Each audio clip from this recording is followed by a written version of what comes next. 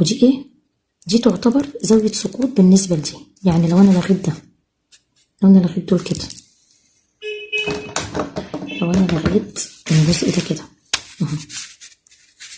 هيبقى ده بالنسبة لده، ده بالنسبة لده هيعتبر شعاع ساقط. يبقى دي في الحالة دي هتبقى زاوية سقوط ملناش فيها. يبقى الشعاع الساقط اللي من بره يبقى دي زاوية سقوط، اللي خرج يبقى دي زاوية خروج، اللي هي جاية من الشعاع المنكسر يبقى دي زاوية انكسار. عشان محدش يقول ليه ما قلتش على دي زاوية انكسار، دي مش زاوية انكسار. زاوية انكسار اللي هي دي، اللي هي بداية ما الشعاع انكسر، بداية لما الشعاع انكسر. يجي بقى طبعا هنا في الجزء ده يقول لي ما معنى أن زاوية انكسار شعاع ضوئي 20 درجة؟ معنى ذلك أن الزاوية المحصورة ما بين مسار الشعاع الضوئي المنكسر والعمود المقام من نقطة السقوط على السطح الفاصل تساوي 20 درجة. طيب ما معنى أن زاوية خروج الشعاع الضوئي 40 درجة؟ معنى ذلك أن الزاوية المحصورة ما بين مسار الشعاع الضوئي الخارج والعمود المقام من نقطة السقوط، من نقطة الخروج على السطح الفاصل تساوي 40 درجة. يبقى أنا هقول تاني، أنا ما أعتقد، يبقى تاني، يبقى زاوية السقوط هي الزاوية المحصورة ما بين الشعاع الضوء الساقط والعمود المقام من نقطة السقوط على السطح الفاصل. زاوية الخروج هي الزاوية المحصورة ما بين الشعاع الضوئي الخارج والعمود المقام من نقطة الخروج على السطح الفاصل. على ما أعتقد في البداية قلت زاوية عمود المقام من نقطة السقوط، معلش أسفة، هي نقطة الخروج. خلاص كده ماشي. لو احنا عايزين نحقق انكسار الضوء بنشاط هنعمل ايه؟ هنجيب يكون عندي متوازي مستطيلات. طبعا متوازي المستطيلات دوت هيبقى حاجه من الازاز. طيب وهنجيب اي مصدر، ده متوازي المستطيلات، وهنجيب اي مصدر للضوء، كشافه واي حاجه، هسقطه. يبقى كده ده هواء، وهسقطه على وسط تاني اللي هو الزجاج. فقلنا طالما سقط من ما بين وسطين شفافين مختلفين في الكثافة الضوئية يبقى معنى كده ان هو يحصل له عملية انكسار. طالما الشعاع انكسر يبقى كده الشعاع هيخرج. يبقى انا كده عندي الثلاث حاجات: الشعاع الضوئي الساقط، الشعاع الضوئي المنكسر، والشعاع الضوئي الايه الخارج. اتفقنا مع بعض طالما ده العمود المقام تبقى دي نقطة السقوط. طيب وده برضو العمود المقام والشعاع انكسر يبقى دي زاوية الانكسار. وطالما الشعاع خرج وده العمود المقام يبقى دي نقطة الخروج، يعني زاوية الخروج. طيب هو احنا بنعمل النشاط ده ليه؟ علشان نثبت ان لما اجي اعمل النشاط اللي قدامي دوت والشعاع هينكسر او هيتغير مساره بين وسطين شفافين مختلفين في الكثافة الضوئية، هنلاقي بعد ما نعمل التجربة بتاعتنا ان زاوية السقوط هتساوي زاوية الخروج. علشان كده لما جيت رسمت الرسمة قلت الاتنين دولت مرسومين نقطتين زي بعض، لكن دي مختلفة عنهم. ليه؟ لان بعد ما عملنا تجربة عملي اكتشفنا ان زاوية لما ينتقل الشعاع الضوئي بين وسطين شفافين مختلفين في الكثافة الضوئية بلاقي ان زاوية السقوط هتساوي زاوية الخروج، وزاوية السقوط لا تساوي زاوية الانكسار. زاوية السقوط لا تساوي زاوية الانكسار، بس زاوية السقوط تساوي زاوية الخروج. طيب في عندي لازم يتوفر عندي 4 شروط علشان اقول ان الشعاع اللي عندي ده انكسر. لازم يكون الشعاع اللي ساقط عندي يكون مائل، تمام؟ طيب ولازم يكون الشعاع الضوئي الساقط بيوازي الشعاع الضوئي الخارج، ولازم تبقى زاوية السقوط بتساوي زاوية الخروج، وزاوية السقوط لا تساوي زاوية الانكسار. الكلام اللي احنا لسه قايلين دلوقتي لو احنا لاحظنا كده هنلاقي ان ده في التعريف. طيب ان لازم علشان يحدث انكسار للضوء لازم يكون الشعاع اللي عندي شعاع مائل، شعاع مائل. طيب ايه تاني؟ ان الشعاع الضوئي الساقط هيوازي الشعاع الضوئي الخارج، يعني لازم الاتنين يكونوا متوازيين.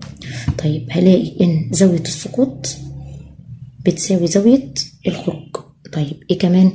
ان زاوية السقوط لا تساوي زاوية الانكسار. يبقى علشان يحدث عندي انكسار الضوء لازم تتوفر الايه؟ ال4 شروط دولت. عندي بقى حاجة تانية اسمها معامل الانكسار المطلق.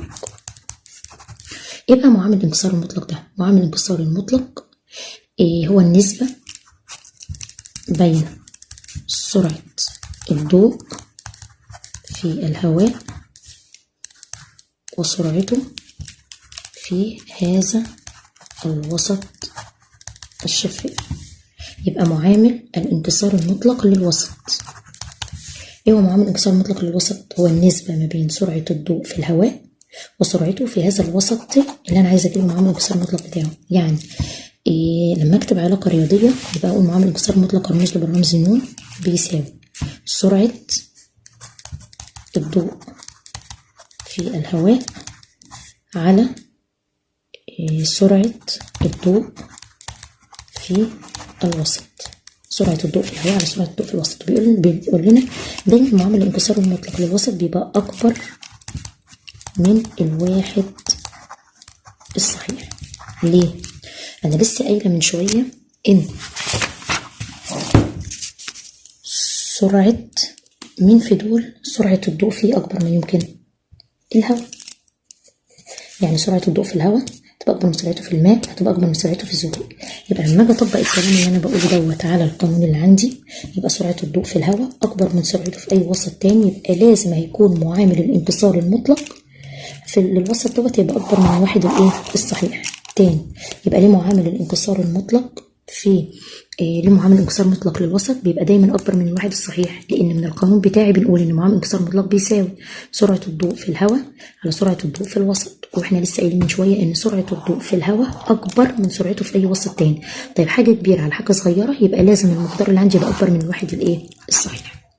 طيب يقول لي ما معنى ان معامل الانكسار المطلق للماء، ودي بتتحفظ معامل، لازم ابقى حافظ معامل الانكسار المطلق للماء هتبقى 1.33%.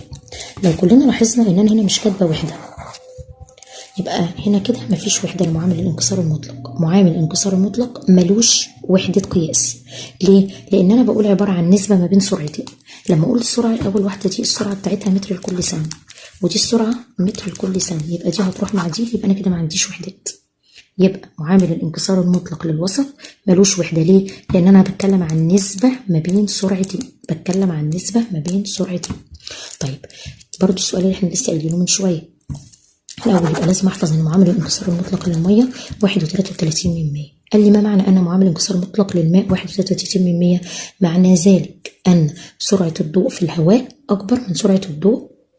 معنى ذلك ان النسبه ما بين سرعه الضوء في الهواء وسرعته في الماء اللي هو الوسط ده هتساوي 1.33%. طب ليه معامل الانكسار المطلق لأي وسط شفاف دايما أكبر من الواحد الصحيح؟ لأن سرعة الضوء في الهواء هتبقى أكبر من سرعته في أي وسط آخر.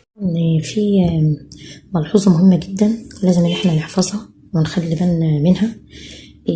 بتقول لنا لما يكون علاقة ما بين 3 حاجات، العلاقة ما بين 3 حاجات، ايه العلاقة دي؟ العلاقة ما بين معامل الانكسار المطلق للوسط وبين كثافته الضوئية وبين سرعة الضوء. احنا كنا قايلين من الأول إن خدنا الأول العلاقة ما بين الكثافة الضوئية وسرعة الضوء، خدنا إن العلاقة ما بين الاتنين دولت علاقة عكسية. يعني لو كثافة الضوء للوسط ده كبيرة يبقى سرعة الضوء فيه صغيرة، لو كثافة الضوء في الوسط ده صغيرة يبقى سرعة الضوء فيه كبيرة. طيب اللي جد علينا الجديد اللي هو معامل الانكسار المطلق. معامل الانكسار المطلق زي الكثافة الضوئية بالظبط. يعني لو معامل الانكسار المطلق الوسط كبير يبقى كثافته الضوئية كبيرة، يبقى سرعة الضوء صغيرة. يبقى معامل الانكسار المطلق وكثافة الضوء الكثافة الضوئية العلاقة ما بينهم علاقة طردية، لكن العلاقة ما بين معامل الانكسار المطلق وسرعة الضوء عكسية. العلاقة ما بين كثافة الضوئية وسرعة الضوء علاقة عكسية. تمام كده؟ يبقى العلاقات دي تتحفظ. نيجي بقى لحاجة مهمة جدا. لما يكون عندي دلوقتي وسطين عشان يحدث عندي عملية انكسار في الضوء. طيب نخلي بالنا من ال3 أجزاء اللي أنا أشرحهم دلوقتي. لما ينتقل الشعاع الضوئي من وسط الهواء يعتبر من وسط أقل كثافة ضوئية، أقل كثافة ضوئية، إلى وسط أكبر كثافة ضوئية وليكن الزجاج. زي ما قلنا بنعيد اهو، زي ما قلنا قبل كده أن الكثافة الضوئية للزجاج أكبر منها في الماء، أكبر منها في الهواء. يبقى من وسط، يبقى كمان كده أن الشعاع الضوئي ينتقل من وسط أقل كثافة ضوئية إلى وسط أكبر كثافة ضوئية. إيه اللي هيحصل؟ أنا بقول من وسط أقل إلى وسط أكبر. تسهيلا للحفظ أنا بقول من وسط أقل في قاف اهي، يبقى